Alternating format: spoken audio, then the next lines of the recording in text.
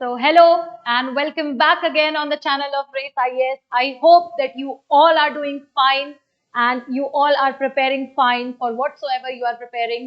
आज फिर से एक और सीरीज के एक और वीडियो के साथ हम आ चुके हैं अपने प्लेटफॉर्म पे, जहां पे ये जो सीरीज है वो चलती है every day we take one case study या फिर कोई एक वन करंट अफेयर्स का टॉपिक उठाते हैं, एक हॉट टॉपिक उठाते हैं according to the syllabus of UPSC and state PCS. The team Race IAS welcomes you all. और आज का जो टॉपिक होने वाला है हमारा वो होने वाला है भारतीय न्याय संहिता, जिसको कि आज तो हम इस टॉपिक को कवर कर रहे हैं, जिसको लागू किया जा चुका है 1 जुलाई 2024 से. So today we will cover the aspects कि भारतीय न्याय संहिता क्या है. भारतीय न्याय संहिता की बात आपने जहां जहां भी सुनी होगी, जहां कहीं पे भी मेंशन अगर आपने सुना है या फिर कहीं लिखा हुआ देखा है, तो इनके साथ दो बिल्स हैं उनके बारे में भी आप सुनते हैं. BNSS दैट इज भारतीय नागरिक सुरक्षा संहिता और BSA दैट इज भारतीय साक्ष्य अधिनियम 2023. तो हम आज पढ़ेंगे कि BNSS और BSA, जिसका फुल फॉर्म अब आप जानते हैं, वो एक्चुअली में है क्या. साथ ही साथ आप आज जानेंगे कि हमें ये जो कानून एग्जिस्टिंग लॉज हमारे थे ऑलरेडी, उन एग्जिस्टिंग लॉज को चेंज करने की जरूरत क्या पड़ी. Why did India required a huge reform in the laws of the existing laws of the country. So this is something that we will know today. Next is हम जो है इन तीनों अधिनियम, ये जो तीनों बिल्स आई हैं, इन तीनों संहिताओं में क्या क्या एडिशन किए गए हैं, कौन कौन सी चीजें डिलीट की गई हैं और कौन कौन सी चीजें चेंज की गई हैं, ये भी पढ़ेंगे. So let's get on the track right there. हम स्टार्ट करते हैं भारतीय न्याय संहिता. भारतीय न्याय संहिता एकदम पॉइंट वाइज एक्सप्लेन करेंगे इस चीज को. जैसा आप देख सकते हैं, भारतीय न्याय संहिता 2023 इसलिए लिखा हुआ है, इससे बिल्कुल भी कंफ्यूज नहीं होना है. 2023 में ये बिल पास किया गया था and this bill was passed in December 2023 and have been implemented and enacted अभी रिसेंटली 1 जुलाई 2024 को. हमें ये खबरों में क्यों है, तो इसके लिए इसके पीछे न्यूज आ रही है. BNS का फुल फॉर्म है भारतीय न्याय संहिता, BNSS का फुल फॉर्म है भारतीय नागरिक सुरक्षा संहिता और BSA जिसका फुल फॉर्म है भारतीय साक्ष्य अधिनियम. इन्होंने इन तीनों के तीनों बिल्स ने, इन तीनों के तीनों जो अब कानून बन चुके हैं, इन तीनों के तीनों कानून ने रिप्लेस किया है IPC Indian penal code 1860, CRPC criminal procedure code 1973 और IEA that is Indian evidence act 1872 को. रिस्पेक्टिवली दैट मींस BNS ने IPC को, BNSS ने CRPC को और BSA ने IE को रिप्लेस किया है. So next we will move on to significance. जैसा कि मैंने आपको इंट्रोडक्शन में बताया कि सिग्निफिकेंस क्या है, किस लिए भारत में कानून को बदलने की जरूरत पड़ रही है, क्या क्या उसके पीछे के कॉन्सिक्वेंसेस हैं और क्या मतलब मुख्य कारण क्या है. सो अगर मैं सिग्निफिकेंस की बात करूं तो सबसे पहला सिग्निफिकेंस सामने आता है डीकोलोनाइजेशन ऑफ लॉज. यानी कि बहुत इंपॉर्टेंट लाइन है, एकदम ध्यान से सुनना है. Laws made by Indians for Indians. अब तक हमारे यहाँ जो भी कानून चले आ रहे हैं, whether it is IPC, whether it is CRPC, each and every sentence, each and every statement of that law is built according to the colonial government. हमारे ये जो लॉज एग्जिस्ट करते हैं, ये तब से चले आ रहे हैं जब ब्रिटिश भारत पे राज करते थे. तो इनके बहुत सारे जो प्रोविजंस है आज तक, हालांकि पूरे प्रोविजंस रिपीट नहीं किए जाते हैं, बट आज तक बहुत सारे प्रोविजंस ऐसे हैं जो ब्रिटिश के द्वारा बनाए गए हैं भारतीयों के लिए. उस चीज को हम जो है, कोलोनाइजेशन एक ऐसा वर्ड है जिसका मतलब होता है कि when British was ruling over India. तो डीकोलोनाइजेशन ठीक उसका विपरीत होता है. तो डीकोलोनाइजेशन ऑफ लॉज करना बहुत ही इंपॉर्टेंट है, क्योंकि you see there have been multiple changes in the scenario of Indian grounds, ठीक है। हम अगर भारत की बात करें तो whether it was 1947, whether it was 1857 और वेदर इट इज टुडे 2024, ये जो टाइमलाइन है और जो सिग्निफिकेंट चेंजेस आए हैं कंट्री में वो सेम नहीं है। जब चेंजेस जो आए हैं वो सेम नहीं है तो लॉज, जो कानून है, जो उन्हीं चेंजेस पे जो है डिपेंड करते हैं, तो वो जो कानून है उनको भी रिफॉर्म ले आने की, उनके अंदर भी चेंजेस ले आने की जरूरत पड़ी, क्योंकि the whole scenario is getting change. Bharat में फॉर एग्जांपल, एक छोटा सा एग्जांपल ले लेंगे, टेक्नोलॉजी का एग्जांपल। भारत में क्या कभी उस समय जब ब्रिटिश राज हो रहा यहाँ पे भारत में चलता था, या फिर जब भारत को आजादी मिली, क्या कभी उस समय पे किसी ने सोचा होगा कि साइबर क्राइम भी चल के आगे मतलब कुछ एक क्राइम की श्रेणी में आ जाएगा? साइबर क्राइम जैसा क्या कोई टर्म सोच सकता था? नहीं। तो जब क्राइम का नेचर बदल रहा है तो क्राइम पे जो हमारे एग्जिस्टिंग लॉज है, जो कानून आते हैं, उनका भी बदलना जो है वो लाजमी है। Next is strengthening criminal justice system in India in accordance with the modern day dynamics and nature of crime। जैसा कि मैंने आपको बताया कि आज के डेट में क्राइम, जिसको कि हम लोग क्रिमिनल ऑफेंसेस कहते हैं, उसकी श्रेणी बदल गई है। पहले के टाइम में कई सारी ऐसी कैटेगरीज क्राइम की नहीं हुआ करती थी जो आज होती हैं। एक छोटा सा एग्जांपल अभी हम लोगों ने लिया टेक्नोलॉजी का, साइबर क्राइम का। दूसरा एक और एग्जांपल है साइको किलिंग का, सीरीज किलिंग का। तो सीरीज किलिंग तो फिर भी पहले से थोड़ी चली आ रही है, बट आज के टाइम पे आप एक नए तरीके की कैटेगरी देखते हो, साइको किलिंग। साइको किलिंग में बहुत सारे आपके पास एग्जांपल्स है, जैसे तंदूर हत्याकांड, और फिर पता नहीं किस तरीके के मर्डर केसेस आते हैं जहां पे बॉडी को पीसेस में काट के डिस्पोज भी नहीं किया, घर में पड़े रहने देते हैं ये जो क्रिमिनल्स होते हैं। तो this is a straight example of psycho killing. तो यहाँ पे हमारे पास क्राइम की एक और दूसरी श्रेणी आ गई।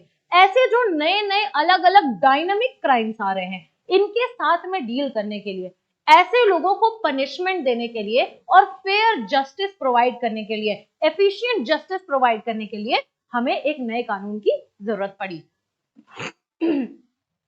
फिर है इनकॉर्पोरेशन ऑफ एससी जजमेंट।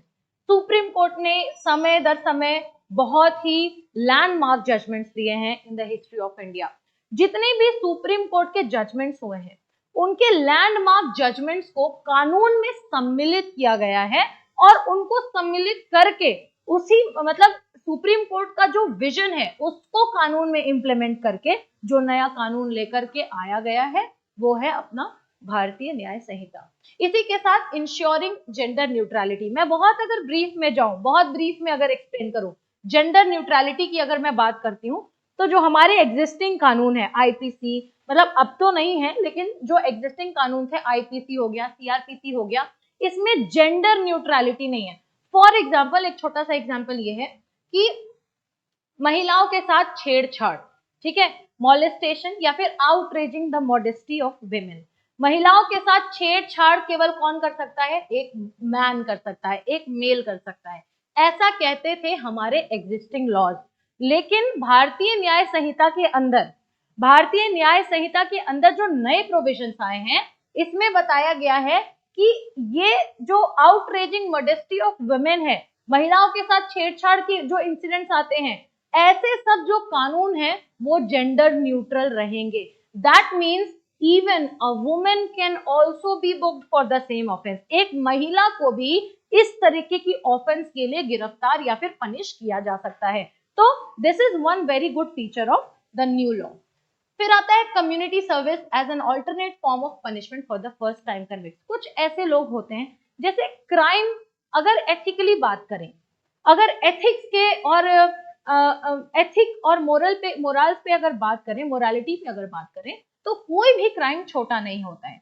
लेकिन कुछ क्राइम्स ऐसे होते हैं, जैसे फर्स्ट टाइम कुछ क्राइम्स, कुछ लोग ऐसे होते हैं, कोई माइनर हो गया तो कोई जुवेनाइल हो गया, जिनसे फर्स्ट टाइम कोई क्राइम होता है। और पेटी ऑफेंसेस, पेटी ऑफेंसेस मतलब कोई बहुत ही बड़े और सीवियर संगीन जुर्म नहीं करना, उसको पेटी ऑफेंस कहते हैं। तो पेटी ऑफेंस हो गया या फिर जो कुछ स्मॉल क्राइम्स हो गए, फर्स्ट टाइम क्राइम्स हो गए, ऐसे लोगों को पनिशमेंट की तौर पे जेल भेज देना एक सोल्यूशन नहीं है। क्योंकि आज के टाइम पे हम देखते हैं कि more than half of the population of India who is in prison. Prison जो है इंडिया में जो प्रिजन सिस्टम है, जेल सिस्टम है, उसकी आधी से ज्यादा जो पॉपुलेशन है, प्रिजनर्स हैं, उनका केस आज भी सुप्रीम कोर्ट में, हाई कोर्ट में, किसी लोकल कोर्ट में जो है ट्रायल पे चल रहा है। तो ये और कुछ नहीं कर रहा है, but it is only adding to the numbers of prisoners. तो उनके जगह पे हम एज अ पनिशमेंट कुछ और भी ले आ सकते हैं क्या? तो उसी के अल्टरनेटिव फॉर्म में आता है हमारा सामुदायिक सेवा। ऐसे ऑफेंसेस जो कि पेटी ऑफेंसेस हैं, फर्स्ट टाइम ऑफेंसेस हैं, इनके लिए सामुदायिक सेवा ही इनका जो है पनिशमेंट होगा। Improving justice delivery system with digitized evidence collection and prescription of timeline for speedy trials। आपने सुना होगा, बहुत ही संगीन जुर्म है या फिर कोई बहुत ही बड़ा क्राइम है, सबको मतलब एक पूरी दुनिया प्लेटफॉर्म पे उतर के प्रोटेस्ट कर रही है, लेकिन जस्टिस मिलता है कब? 7 साल बाद, 8 साल बाद, 15 साल बाद। इस चीज के साथ टैकल करने के लिए भारतीय न्याय संहिता लेकर के आई है एक नया प्रोविजन, जो जिसे कहते हैं टाइमलाइन फॉर स्पीडी ट्रायल्स। मतलब कि इन लोगों की मैक्सिमम कोशिश रहेगी कि 3 साल के अंदर किसी भी तरीके के ऑफेंस के लिए हर विक्टिम को, किसी भी कैटेगरी के विक्टिम को जस्टिस मिले, ताकि जो ट्रायल्स हैं वो भी जल्दी होंगे और पेंडिंग केसेस जो है वो भी कम रहेंगे। इसी के साथ डिजिटाइज्ड एविडेंस कलेक्शन जो है आपका, क्योंकि मॉडर्न टेक्नोलॉजी के साथ इंटीग्रेट कर रहे हैं हम अब जुडिशरी को, तो डिजिटलाइजेशन को भी हम यहाँ पे यूज करेंगे। तो ये कुछ ऐसी चीजें हैं जिसको देखते हुए ऐसा लगता है कि आज तक जो कानून भारत में चले आ रहे थे that is fine, but now India needs reform. क्योंकि जो नेचर ऑफ क्राइम है, ठीक है, जो नेचर ऑफ क्राइम है, जो नेचर ऑफ क्रिमिनल ऑफेंसेस हैं, नेचर ऑफ पीपल्स माइंड है, वो अब धीरे धीरे चेंज हो रहा है। तो हमें भी समय के साथ कानून में बदलाव लेकर के आना चाहिए। तो these are some significance. Next if I talk significance के बाद बात करते हैं, अच्छा 3 कानून के बारे में हमने स्टार्टिंग में इंट्रोडक्शन में देखा।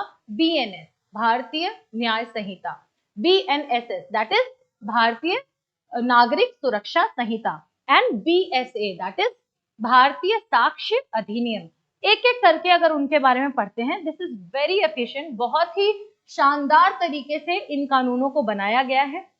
तो भारतीय न्याय संहिता के बारे में अगर जानते हैं तो देखो, कुछ प्रावधान ऐसे हैं जो आईपीसी, क्योंकि हम जानते हैं बीएनएस ने आईपीसी को रिप्लेस किया है ना, तो बीएनएस ने आईपीसी को रिप्लेस किया है।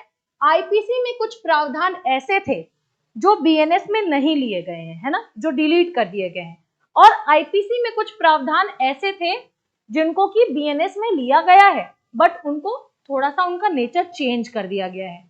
और कुछ प्रावधान ऐसे एग्जिस्ट करते हैं जो कि मतलब यहाँ पे डाले गए हैं बीएनएस में, जो कि आईपीसी में नहीं थे।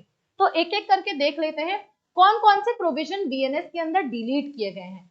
अप्राकृतिक यौन अपराध, अप्राकृतिक यौन अपराध की अगर हम बात करें तो आईपीसी की धारा 377, कहीं ना कहीं किसी पिक्चर में, किसी मूवीज में सुना होगा धारा 377, ठीक है। तो आईपीसी की सेक्शन 377 ने कहा कि समलैंगिकता एक अपराध है, ठीक है, होमोसेक्सुअलिटी इज अ क्राइम। ऐसा मैं नहीं कह रही हूं, ऐसा कहता था आईपीसी सेक्शन 377। इस चीज को जो है बीएनएस ने डिलीट कर दिया, इस चीज को हटा दिया गया है। आजकल की जो हमारी मॉडर्न जनरेशन सामने आ रही है और जिस तरीके की प्रवृत्ति बन रही है, उसके अकॉर्डिंग मैंने जैसा कि बताया कानून को चेंज होना चाहिए। और यहाँ पे अननेचुरल सेक्सुअल ऑफेंस जो है उसको, मतलब धारा 377 को क्या किया गया है, रिपील कर दिया गया है, ओमिट कर दिया गया है बीएनएस से। दूसरी चीज आती है ऑफेंस ऑफ एडल्टरी। अगर मैं एडल्टरी पे बात करूं, ये बहुत ही ज्यादा एक इवॉल्विंग चीज है, बात करने लायक ये टॉपिक है एडल्टरी, ठीक है। आज से पहले, बीएनएस से पहले क्या होता था, अगर एक महिला, कोई भी एक मैरिज है, ए ने बी से शादी कर ली, ठीक है, ए जो है वो बी से शादी कर लेता है और ए फीमेल है और बी मेल है, ठीक है। अब अगर मेल है ये जो बी, इसका अगर कहीं और एक्स्ट्रा मैरिटल अफेयर चल रहा है तो दैट इज फाइन, लेकिन अगर ये जो फीमेल है ए, इसका अगर कहीं और एक्स्ट्रा मैरिटल अफेयर चल रहा है that is also fine only when इसने अपने हस्बैंड की परमिशन ली है, ठीक है। तो ये मैं एक एग्जांपल दे रही हूँ। क्या होता है, एडल्टरी के केसेस कैसे आते थे सामने, कि अगर शादी है और एक पार्टनर ने एक्स्ट्रा मैरिटल अफेयर किया लेकिन परमिशन लेके किया तो वो अपराध नहीं है। लेकिन अगर परमिशन मतलब अगर लेके किया तो अपराध नहीं है, लेकिन अगर परमिशन बिना लिए एक्स्ट्रा मैरिटल अफेयर करता है तो उसके खिलाफ इस चीज को एक अपराध माना जाएगा। दैट मीन्स आप अपने पार्टनर को एक प्रॉपर्टी की तरह यूज कर रहे हैं। इस चीज को यहाँ बीएनएस में ट्राई किया गया है कि इस चीज को हम ओमिट कर दें, ठीक है, कि एक्स्ट्रा मैरिटल अफेयर चलाया जा रहा है। और आपको पता है ऐसे सब सेक्शंस में बहुत सारे अलग अलग तरीके के क्राइम होते हैं, तो इसको एक कंप्लीट डिफरेंट कैटेगरी दी गई है, ठीक है। Offences of adultery has been omitted in BNS 2023। मतलब अगर वो अपराध है तो परमिशन लेने या ना लेने उस पर डिपेंड नहीं करेगा, ठीक है। अगर अपराध है तो वो अपराध ही रहेगा। Now section 310 of IPC criminalizing habitual robbery has been struck down as it was criticized for attaching colonial notion of criminality। होता क्या है कि धारा 310 आईपीसी की धारा 310 में हैबिचुअल रॉबरी, कुछ ऐसे लोग जो चोरी करने के आदी होते हैं, ठीक है, तो बेसिकली उन लोगों की बात करता है, चाइल्ड स्टीलिंग की बात करता है, बच्चा उठा करके चुरा लेना, ठीक है।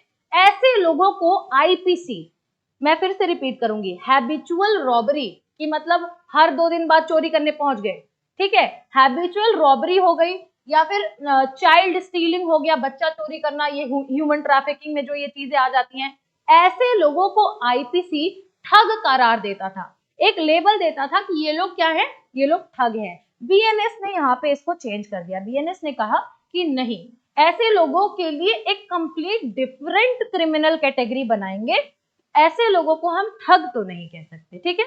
तो एक ये भी प्रोविजन जो है डिलीट किया गया है। अब उसकी बात करें कौन कौन से प्रोविजंस ऐड किए गए हैं, तो आ जाते हैं सबसे पहले मॉब लिंचिंग। हाल ही में हमने बहुत सारे केसेस ऐसे देखे हैं जहां पे मॉब लिंचिंग का खुला प्रमाण हमें मिलता है। मॉब लिंचिंग होती क्या है कि एक 5 लोगों का या 10 लोगों का ग्रुप है, किसी एक पर्टिकुलर रीजन की वजह से एक इंडिविजुअल को जो है ग्रुप में मिलकर के पीट दिया, इस कदर पीटा कि सामने वाले व्यक्ति की मौत भी हो गई, ठीक है। तो this is a very severe crime जो कि जिसको हम मॉब लिंचिंग कहते हैं। और मॉब लिंचिंग जो कि बीएनएस के 103 क्लॉज नंबर 103 के अंडर आती है, मॉब लिंचिंग को इन्होंने बताया कि ये एक सीरियस क्राइम है। कोई भी मॉब लिंचिंग अगर अ ग्रुप ऑफ 5 पीपल या फिर मोर देन 5 पीपल अगर कर रहे हैं तो इसके लिए उन्हें लाइफ इम्प्रिजनमेंट यानी कि आजीवन कारावास भी हो सकता है, और साथ ही साथ इनको डेथ सेंटेंस भी दिया जा सकता है, ठीक है। Now next is organised crime and terrorism. अब अगर ऑर्गेनाइज्ड क्राइम की बात करें तो ठीक है, खंड 111 के तहत आतंकवाद को सामान्य आपराधिक कानून के तहत लाया गया। पहले इसका इलाज राज्य विशिष्ट कानूनों के तहत किया जाता था। ऑर्गेनाइज्ड क्राइम क्या है, टेररिज्म क्या है? जब हम टेररिज्म की बात करते हैं, जब हम ऑर्गेनाइज्ड क्राइम की बात करते हैं, तो ये कोई पेटी ऑफेंस नहीं है, ठीक है, कि इसको आप किसी भी तरीके के कानून के साथ में डील कर ले जाएंगे, नहीं। अभी तक जो आईपीसी चला आ रहा था, सीआरपीसी चला आ रहा था, इंडियन एविडेंस एक्ट चला आ रहा था, उसके अकॉर्डिंग हमारा ये जो ऑर्गेनाइज्ड क्राइम है, टेररिज्म है, इसके लिए कोई सेंट्रल लेवल पे कोई एक पर्टिकुलर यूनिफॉर्म कानून बना ही नहीं, ठीक है। इसके लिए अलग अलग कानून है, जैसे कि आपके अनलॉफुल एक्टिविटीज प्रिवेंशन एक्ट हो गया, ठीक है, अलग अलग स्टेट ने अपना अपना एक्ट बना दिया टेररिज्म के खिलाफ। ऐसा अभी तक चला आ रहा था, मतलब स्पेसिफिकली स्टेट्स अपने अपने लिए अलग अलग कानून की व्यवस्था कर रहे थे when it comes to organised crime या फिर टेररिज्म। नाउ यहाँ पे अभी सीन ये है, भारतीय न्याय संहिता में ऑर्गेनाइज्ड क्राइम और टेररिज्म को क्लॉज नंबर 111 के तहत क्या किया गया है, एक ऑर्डिनरी क्रिमिनल लॉ इसके लिए बनाया गया है, ठीक है। तो ये एक अनदर चीज है जो कि ऐड हुई है। नाउ नेक्स्ट कम्स, ये जो है आजकल बहुत ही ज्यादा चर्चित हो रहा एक ऐसा प्रोविजन है जो बीएनएस में ऐड किया गया है, क्लॉज नंबर 69 ऑफ भारतीय न्याय संहिता। ये क्लॉज क्या कहती है, ये क्लॉज कहती है कि धारा ये जो क्लॉज 69 है उसके तहत पहचान छिपाकर शादी करने का झूठा वादा जो है वो दंडनीय है। ये न सिर्फ ये मैरिज की बात कर रहे हैं, बट ये कहते हैं, मतलब क्लॉज 69 कहता है कि आप किसी भी फॉल्स प्रॉमिस को करके, किसी भी, मतलब सामने वाले ए ने बी से कह दिया कि मैं गवर्नमेंट जॉब करता हूं, मैं बहुत ही रेप्यूटेड बंदा हूं, तो अपनी आइडेंटिटी छुपा करके फेक प्रोमिसेस करना शादी करने के लिए या एम्प्लॉयमेंट पाने के लिए या प्रमोशन पाने के लिए, तो ये जो है ये एक बेहद ही संगीन जुर्म है जिसके खिलाफ आपको बुक किया जा सकता है अंडर भारतीय न्याय संहिता। ठीक है, फिर आता है हमारा अटेम्प्ट टू सुसाइड। आपने देखा होगा रिसेंटली बहुत ही ज्यादा ये चीज चर्चित रही है कि जो भूख हड़तालें होती हैं, ठीक है, हमें कुछ चाहिए, हम सरकार से मांग करेंगे, that is a part of silent protest, या फिर जैसा है भूख हड़ताल होगी, हंगर स्ट्राइक होंगे। लेकिन अगर यही हंगर स्ट्राइक कभी को अगर इरेलेवेंट होते हैं, इरेलेवेंट तरीके से किए जाते हैं, तो उनके लिए क्या है, बीएनएस कहता है कि इसको हम लोग अटेम्प्ट टू सुसाइड मानेंगे। न सिर्फ अटेम्प्ट टू सुसाइड मानेंगे, बल्कि ये मानेंगे कि ऐसी इंटेंशन के साथ किया गया है ताकि जो पब्लिक सर्वेंट या फिर गवर्नमेंट है वो अपनी ड्यूटी जो है टाइमली ना कर पाए, यानी कि पब्लिक सर्वेंट्स को या गवर्नमेंट को अपनी ड्यूटी करने से वंचित किए जाने का एक छोटा या बड़ा प्रयास है, तो उसको हम अटेम्प्ट टू सुसाइड मानेंगे, और ये भी एक क्रिमिनल ऑफेंस होगा।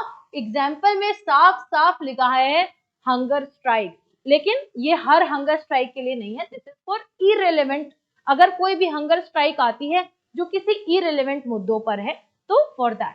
ठीक है, last but not the least snatching की बात करते हैं। स्नैचिंग तो एक ऐसी चीज है जो आपके यहाँ, हमारे यहाँ, हम लोग लगभग आए दिन सुनने को मिलता है कि स्नैचिंग हो गई, चेन स्नैचिंग हो गई, फोन स्नैचिंग हो गई। ठीक है, तो स्नैचिंग आज के डेट में हमारे और आपकी जिंदगी का एक बहुत ही कॉमन पार्ट बन चुका है। ये कोई बहुत बड़ी बात नहीं है, और शायद हम में से कोई भी आज तक, हम में से किसी ने भी सोचा भी नहीं होगा कि स्नैचिंग को भी क्राइम का दर्जा दिया जाएगा। यहाँ पे बीएनएस में स्नैचिंग और छोटी मोटी चोरी, जैसे बैग लेके भाग गया, तो इसको भी एक क्राइम का जो है दर्जा दिया गया है। और इसको करने के लिए, मतलब ऐसे क्राइम जो भी करके आता है, one who is committing such crimes like snatching और थेफ्ट, तो इन लोगों को 3 साल या उससे अधिक वर्ष की कारावास दी जा सकती है।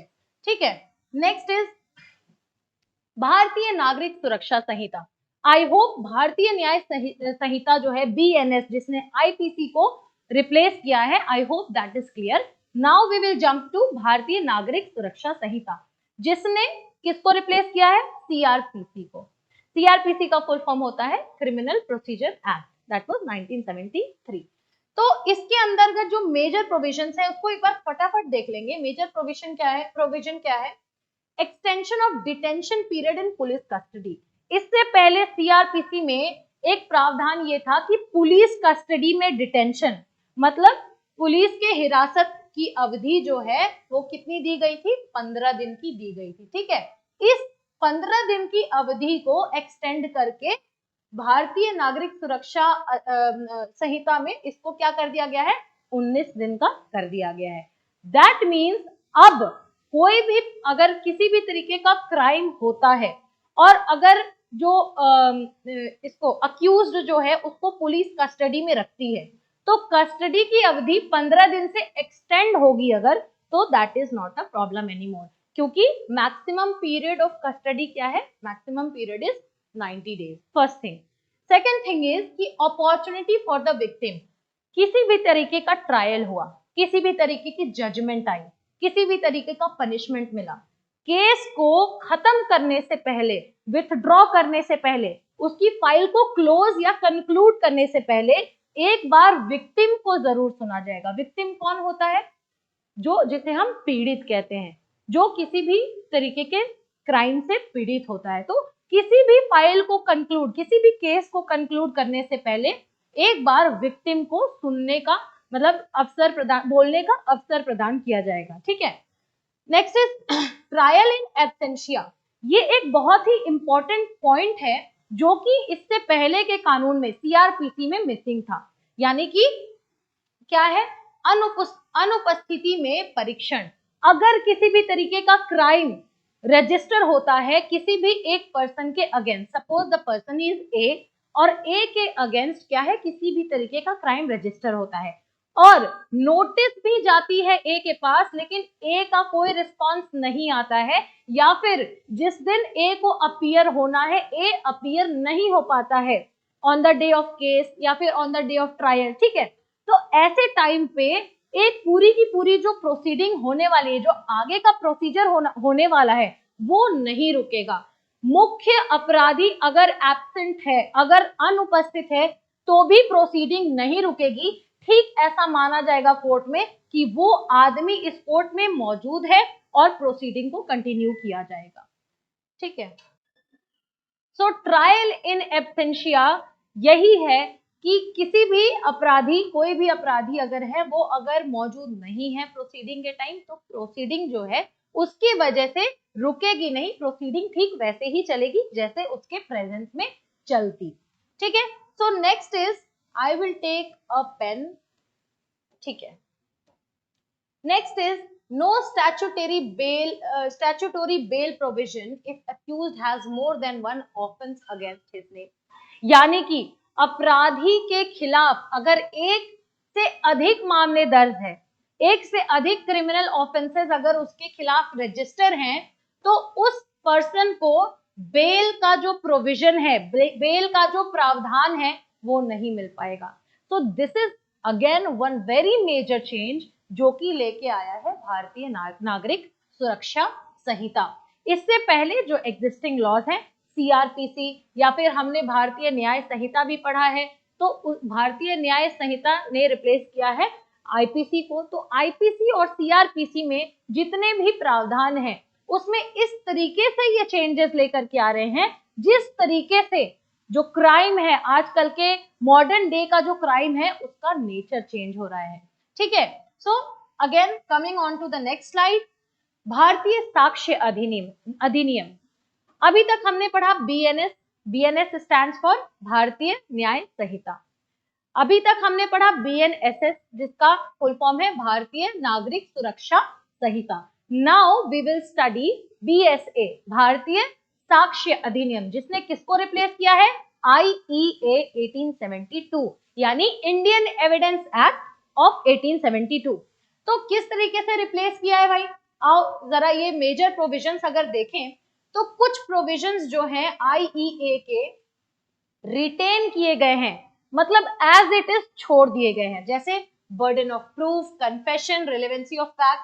आईईए के कुछ प्रावधानों को बरकरार रखा गया है, जैसे कि सबूत का बोझ, स्वीकारोक्ति और तथ्यों की प्रासंगिकता, ठीक है। तो यहाँ पे क्या है, सबसे ज्यादा मेजर चेंज ये लेके आया गया है कि हमारे जो एग्जिस्टिंग लॉज है, दैट इज सीआरपीसी, आईपीसी और अब है आईईए, इसमें चेंजेस तो हैं, लेकिन कुछ कुछ चीजें जो अभी तक रेलेवेंट है और अभी तक चलने योग्य हैं, उनको ठीक वैसे ही छोड़ दिया गया है। जैसे बर्डन ऑफ प्रूफ, किसी भी तरीके का जो प्रूफ है, किस तरीके का प्रूफ किस तरीके की वेटेज रखता है, ठीक है। फैक्ट्स किस तरीके से किसी भी केस में किसी को भी जस्टिस दिलाने में काम करेंगे, तो ये सब चीजें एज इट इज छोड़ दी गई हैं। But other thing is electronic documents included in documentary evidence. किसी भी तरीके का डॉक्यूमेंट्री एविडेंस, किसी भी तरीके का साक्ष्य जो कि डॉक्यूमेंट के रूप में आता है, तो उसका जो डॉक्यूमेंट का फॉर्म है वो मैनुअल तो ठीक है, मैनुअल तो होता है, मैनुअल होता है और साथ में मतलब आपका mostly it is in written form या टाइप्ड फॉर्म। अब जो है ये इलेक्ट्रॉनिक डॉक्यूमेंट्स को भी एडमिट कर लेंगे, यानी कि किसी भी तरीके का एविडेंस अगर कोर्ट में सबमिट करा जाना है तो वो इलेक्ट्रॉनिक फॉर्म में भी हो सकता है, ठीक है। नेक्स्ट इज इलेक्ट्रॉनिक डॉक्यूमेंट्स और वीडियो रिकॉर्डिंग जो है इनको प्राइमरी एविडेंस करार दिया गया है और ओरल रिटन सबमिशंस जो है उनको सेकेंडरी, यानी कि ओरल तरीके की जो एविडेंस है, जो मौखिक एविडेंस है या लिखित एविडेंस है, उनसे ज्यादा इलेक्ट्रॉनिक एविडेंसेस को यहाँ पे जो है प्रायोरिटी दी गई है। ठीक है, यहाँ पे इन 2 पॉइंट से हमें ये लगता है, इनफैक्ट ये 3rd पॉइंट से भी हमें ये लगता है कि हम अब अपने जो लॉज हैं, जो रिफॉर्म हम लॉज में लेके आ रहे हैं, सबसे बड़ा चेंज जो है हम जो लेकर के आ रहे हैं वो चेंज हमारा है integration of technology, integration of digitisation. ठीक है, तो अब तीसरा पॉइंट ये है, digital records are granted equivalent legal status as paper records. जितनी ज्यादा वेटेज पेपर रिकॉर्ड्स की होती है उतनी ही ज्यादा आप जो इनमें से इलेक्ट्रॉनिक डॉक्यूमेंट्स या फिर अगर आप वीडियो रिकॉर्डिंग किसी भी तरीके का डिजिटल डॉक्यूमेंट, डिजिटल एविडेंस अगर आप सबमिट करते हैं तो उसका भी लीगल स्टेटस जो होगा वो उतना ही होगा, जितना कि उतना ही ज्यादा महत्वपूर्ण होगा जितना कि पेपर रिकॉर्ड्स। ठीक है, so these are some major provisions of Bharatiya साक्ष्य अधिनियम। नाउ इन तीनों के बारे में हम जान चुके हैं। बीएनएस जिसने रिप्लेस किया है आईपीसी को, IPC that stands for Indian penal code, BNSS जिसने रिप्लेस किया है सीआरपीसी क्रिमिनल प्रोसीजर कोड को।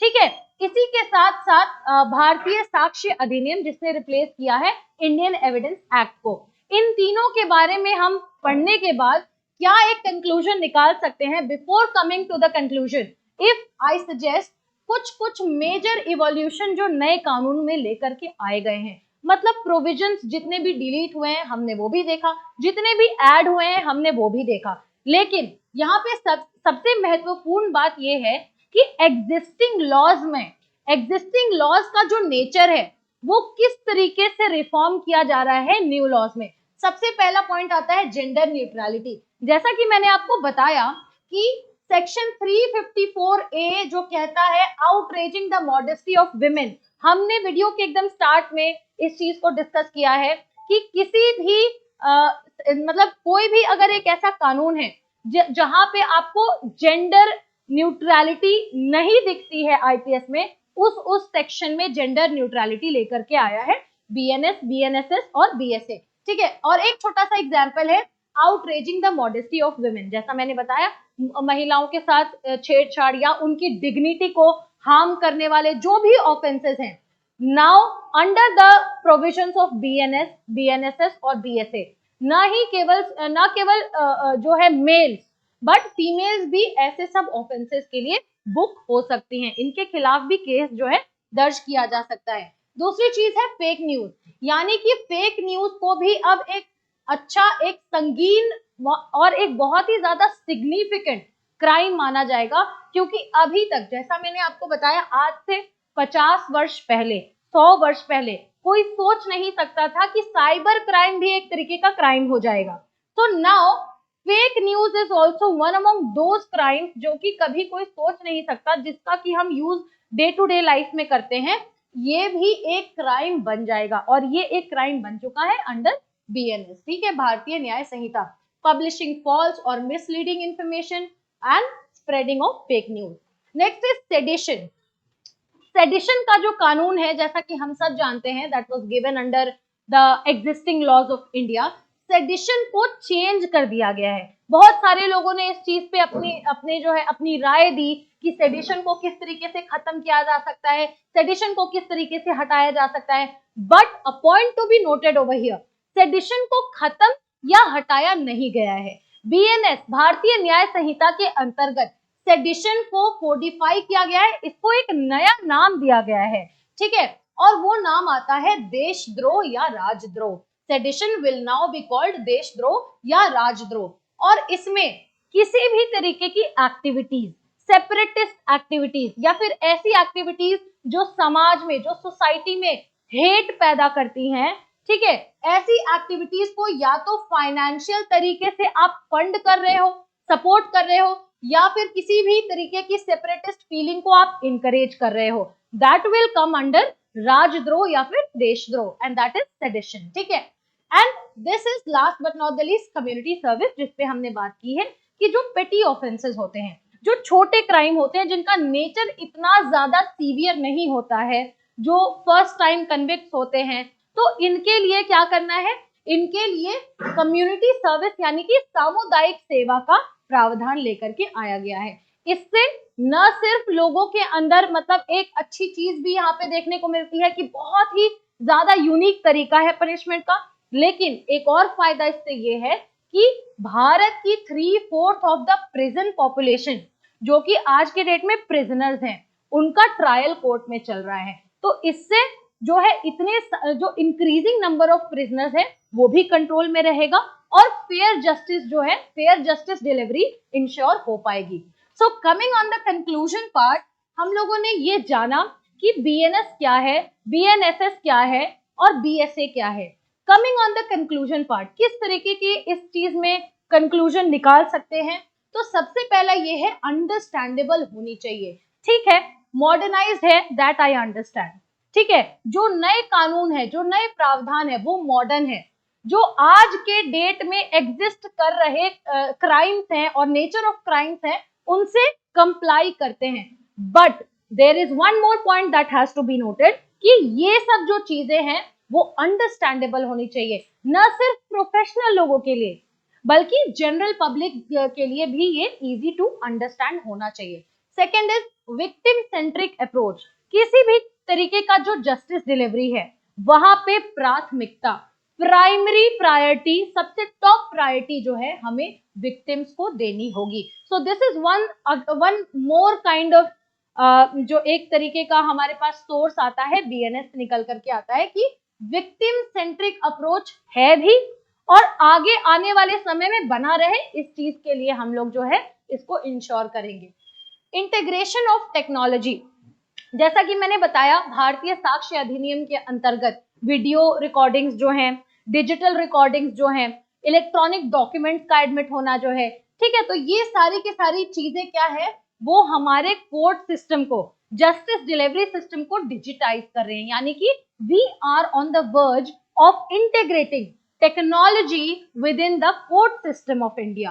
ठीक है, and last but not the least public awareness, यानी ये सब कुछ जो चला रहा है, एक इंस्टीट्यूशन जो फ्रेम किया गया, एक लॉ, एक एग्जिस्टिंग कानून जिसे हटाया गया, एक नया कानून जिसे ले आया गया, ये तभी तक ये सारी की सारी चीजें वैलिड है जब तक जनता इसके बारे में जानती है। तो पब्लिक अवेयरनेस एक ऐसी की है जो कि होनी ही चाहिए और इसके लिए यहाँ पे क्या कर सकते हैं, रेगुलर अवेयरनेस कैंपेन चला सकते हैं। ठीक है, अवेयरनेस कैंपेन चलाने से लोगों को, जनरल पब्लिक को इस चीज के बारे में एजुकेट कराया जा सकता है कि आपके अधिकार ये हैं और भारत में जस्टिस डिलीवरी सिस्टम जो है इतना एफिशिएंट बन गया है कि हर एक इंसान को, हर एक इंडियन सिटीजन को जस्टिस देने में सक्षम है। So that is it for BNS, BNSS and BSA. I hope each and every point was clear to you. Race IS, thanks you all to be here. Thanks again and Jai Hind.